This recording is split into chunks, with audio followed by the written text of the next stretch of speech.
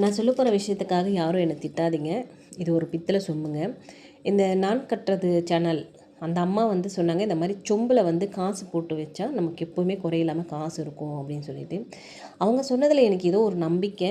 So நம்மளும் வந்து ஒரு சொம்பு வாங்கி போடணும்னு நினச்சிக்கிட்டே இருந்தேன். பட் நான் வாங்கவே இல்லை.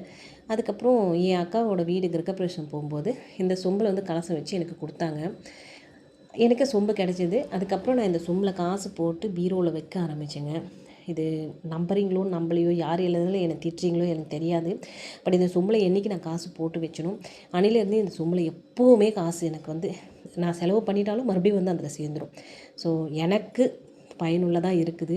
யாராலும் இந்த மாதிரி விருப்பப்பட்டீங்கன்னா கண்டிப்பாக இந்த மாதிரி சொம்பில் காசு போட்டு வச்சுக்கோங்க.